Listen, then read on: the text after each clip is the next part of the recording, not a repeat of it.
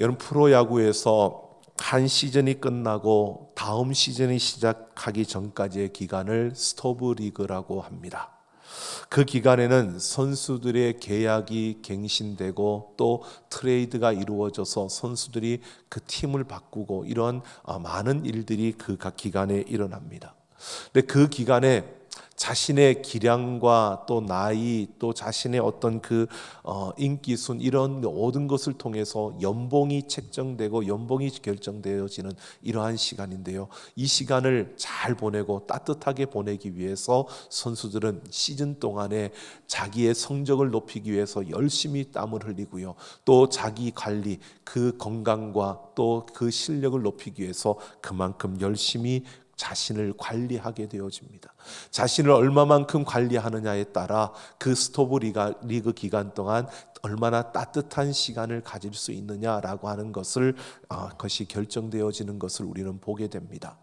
요즘 스포츠계에서 폭력으로 인해서 참 어려움을 당하는 이러한 이야기들을 우리가 보면서 우리는 분명히 느낍니다.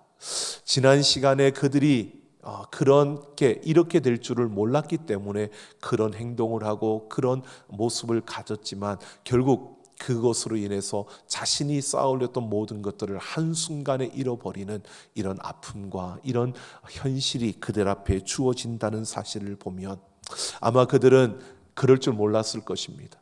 그리고 지금은 굉장히 많은 후회를 하고 있을 것입니다. 여러분, 마찬가지로요, 우리도 마찬가지입니다.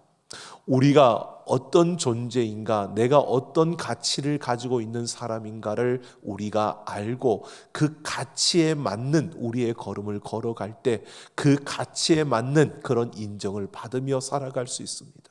그러기 위해서 우리는 가치 있는 삶, 우리 자신을 관리하며 그렇게 나아갈 때 우리는 그만한 인정을 받을 수 있는데, 그러한 것을 우리가 관리하지 못하고 그 가치 있는 그 인생의 걸음을 걷지 못할 때 우리는 정말 부끄러움을 당할 수밖에 없고, 또 우리가 쌓아 올린다고 올렸던 그 모든 것들을 하루아침에 다 잃어버릴 수도 있다는 사실을 우리는 분명히 보게 됩니다. 여러분, 우리는 사탄의 손 아래 있었던 자들입니다. 하나님의 은혜로 예수 그리스도의 십자가의 그 보혈의 공로를 힘입어 우리는 하나님의 자녀가 되었습니다. 우리의 몸값은 예수님의 피값으로 사신바되었기 때문에 우리는 우리가 생각할 수 없는 아주 고귀한 그런 값어치를 지닌 그런 존재가 된 것입니다. 우리가 이런 존재가 되었다는 사실을 우리가 알고 이것을 우리가 잊지 않고 이 세상을 살아가야 합니다. 이런 영원한 가치를 지닌 존재가 되어서 우리는 영원한 가치를 가진 자답게 이 세상을 살아가야 합니다. 그런데 그러지 못할 때가 더 많다는 것입니다.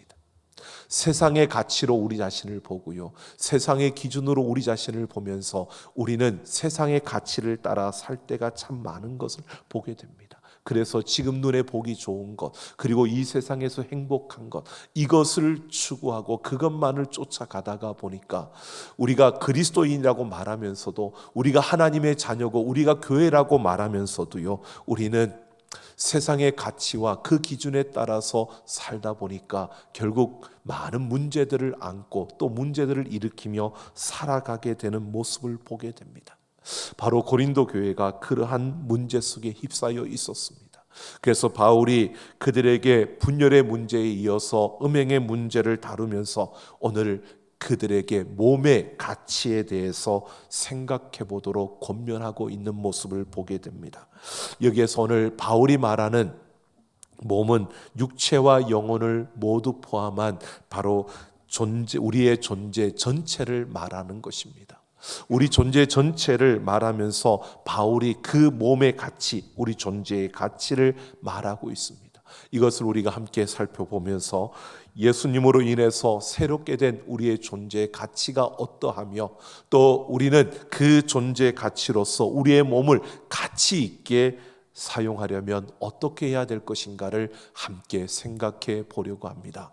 오늘 12절 말씀을 보면 바울은 모든 것이 내게 가하나 다 유익한 것이 아니요 모든 것이 내게 가하나 내가 무엇에든지 얽매이지 아니하리라 라고 말합니다. 여기에서 모든 것이 내게 가하나 라고 하는 것은요, 인간은 자율적인 존재이므로 모든 것을 자기의 생각 따라 결정하고 행동할 수 있다는 것을 말하고 있는 겁니다. 그러니까 자기가 하고 싶은 대로 행동하고 자기가 원하는 삶을 선택하며 그렇게 살아갈 수 있다는 겁니다. 하지만 오늘 다 유익한 것이 아니다라고 말합니다. 이것은 선택에 책임이 따른다는 것을 말해주고 있는 것입니다. 우리가 선택할 수 있고 우리가 내 마음대로 행동할 수 있습니다. 그러나 중요한 것은 우리가 선택하고 행동하는 것에 대한 책임이 우리에게 따른다는 것을 말하고 있습니다. 그러니까 우리는 몸의 유익을 위해서 바른 선택을 하고 바른 행동을 해야 한다는 것을 말하고 있는 것입니다. 그런데 13절을 보면요, 음식은 배를 위하여 있고 배는 음식을 위하여 있다라고 합니다. 이것은 그 당시 고린도 사람들이 농담처럼 그렇게 쉽게 했던 말입니다. 뜻은 어떤 뜻이냐 하면 먹는 게 남는 거다라고 하는 의미를 가지고 있습니다. 여러분, 이들은 이렇게 먹는 게 남는 거다라고 생각을 하면서 몸의 유익을 생각하지 않고 지금 당장 내가 필요하고 내 육체가 원하는 대로 먹고 마시는 것, 이게 남는 거야, 이게 유익한 거야 라고 생각했다는 것입니다. 그래서 먹고 마시며 쾌락을 즐기는 그런 삶에 빠져 있었던 것입니다. 이런 그들의 선택과 행동에 대해서 바울이 이렇게 말합니다. 하나님은 이것저것을 다 패하시리라 라고 말씀합니다. 이렇게 먹고 마시는 것을 위해서 산다면, 너희가 먹고 마시는 것을 위해서 먹는 게 남는 거야 라고 생각하고 그것에 육체적인 이 세상의 것에 매여서 그것만을 위해서 살아간다면 그것처럼 너희들은 쓸모없는 존재가 된다는 것입니다. 이 세상의 것은 영원한 것이 아닙니다.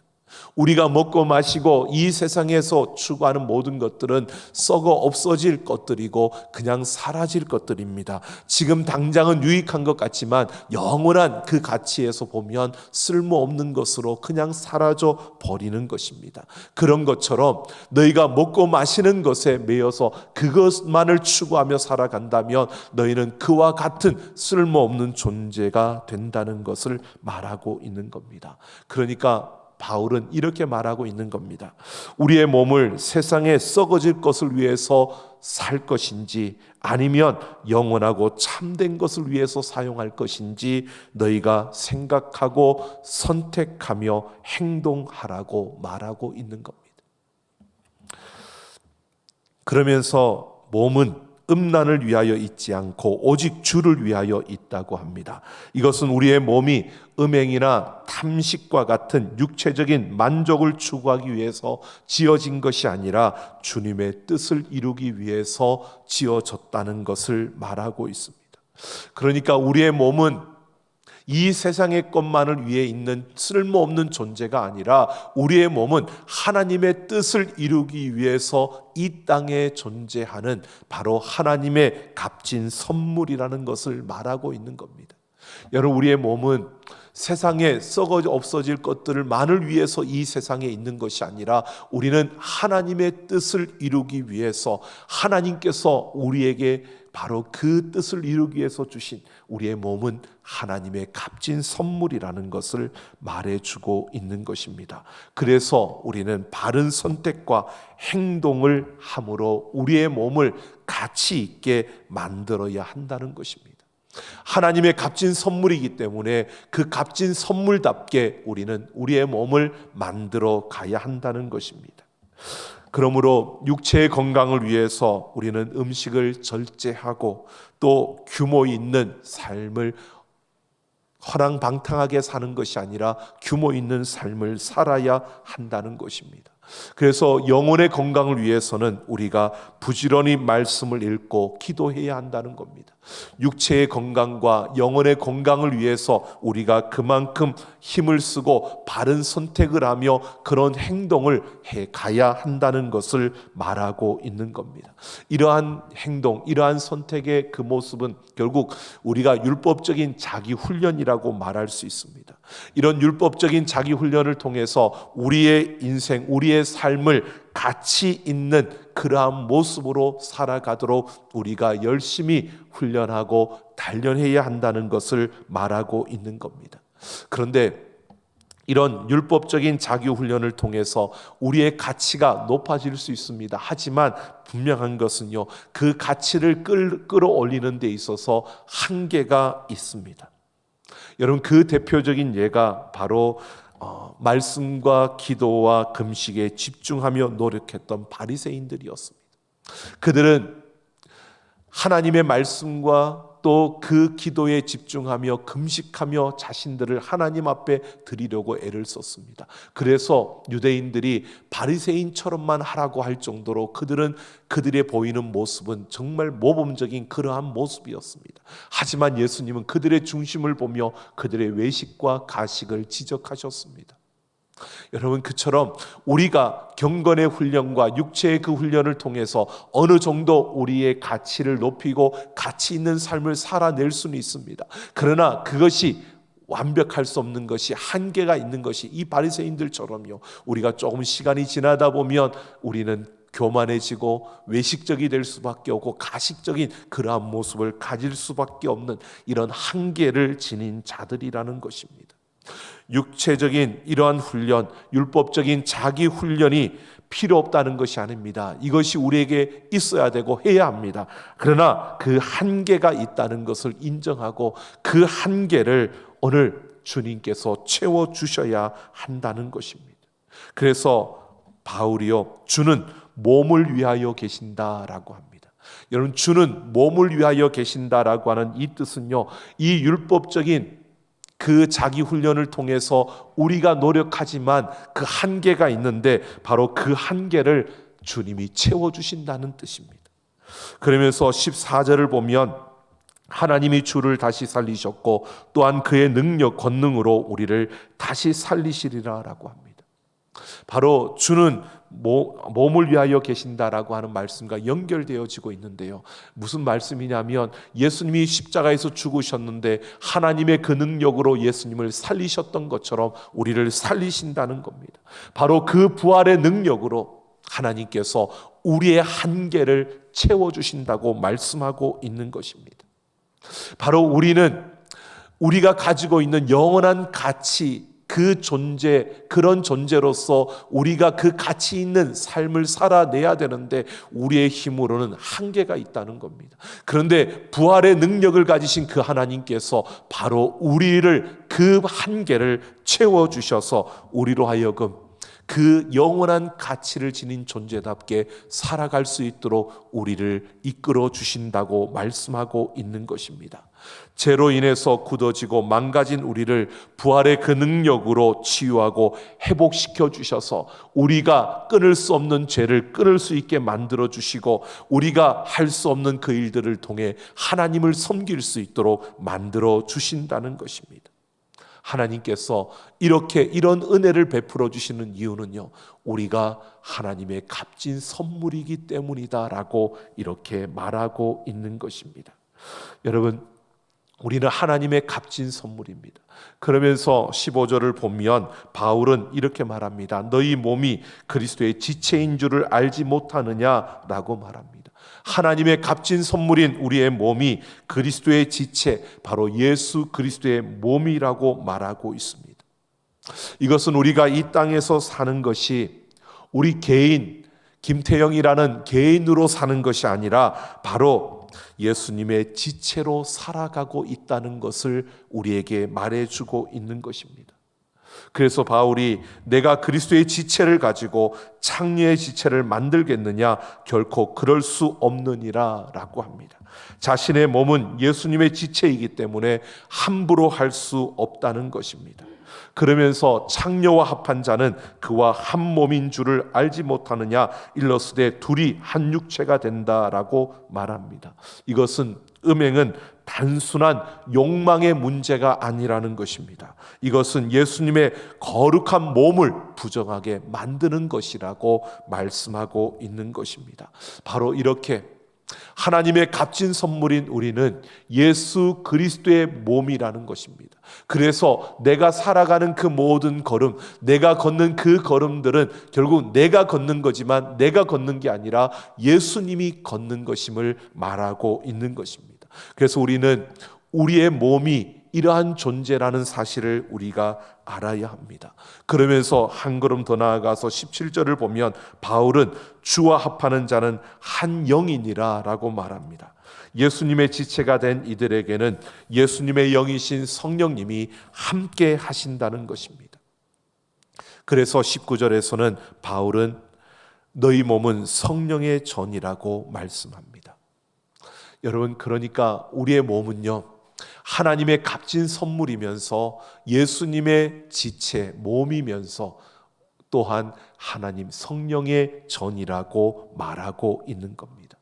여러분, 우리는 이렇게 우리의 존재 자체가 그 가치가 달라졌습니다. 똑같이 이 세상에 있고 세상 속에서 살아가지만 여러분, 우리의 존재는 영원한 가치를 지닌 존재입니다. 하나님의 값진 선물이고 예수님의 몸이고 우리는 성령의 전입니다. 그래서 우리가 세상 속에서 그 무엇과도 비교할 수 없는 이런 값진 존재가 되었다는 사실을 여러분 믿으시고 또 그 사실을 잊지 않고 살아가는 우리가 되기를 소망합니다. 여전히 우리는 한계를 지닌 존재는 맞습니다. 세상에 있기 때문에 한계가 있습니다. 그러나 하나님께서는 그 부활의 능력으로 우리에게 그 함께 하시면서 그 한계를 넘어설 수 있도록 함께 해주시겠다고 말합니다.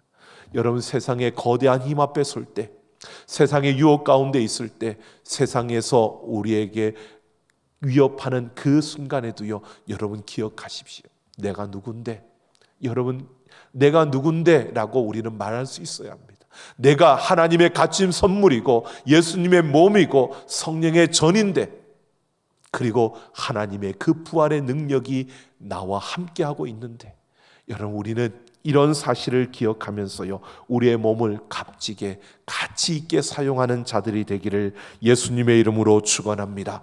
우리의 몸을 세상의 그 흐름에 맡기지 말고요, 우리의 몸을 세상의 가치로 보지 마시고요, 우리의 몸을 하나님이 영원한 그 가치를 지닌 존재로 우리가 바라보면서 우리가 가치 있는 그런 삶을 살아가야 합니다. 내가 할 수 없지만 하나님의 능력으로 우리는 그 일을 감당할 수 있는 힘을 하나님이 우리에게 주시는 것입니다. 자, 그러면서 바울이요 20절을 보면 이렇게 말합니다. 값으로 산 것이 되었으니 그런즉 너희 몸으로 하나님께 영광을 돌리라 라고 말합니다. 하나님의 값진 선물이고 예수님의 몸이고 여러분 성령의 전인 우리를 통해서 하나님의 영광을 나타내는 하나님의 영광을 위해서 살라고 말합니다. 여러분, 이런 존재임을 안다면 우리는 세상 속에서 하나님의 영광을 위해 살아야 됩니다. 하나님의 영광을 위해 산다는 것은 하나님을 기쁘시게 한다는 것입니다.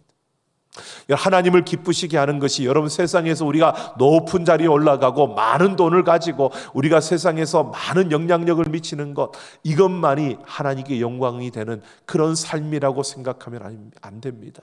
그러한 삶도 하나님의 영광을 나타낼 수 있습니다. 그런데요, 여러분, 하나님을 기쁘시게 하는 삶은 그런 삶만이 아닙니다.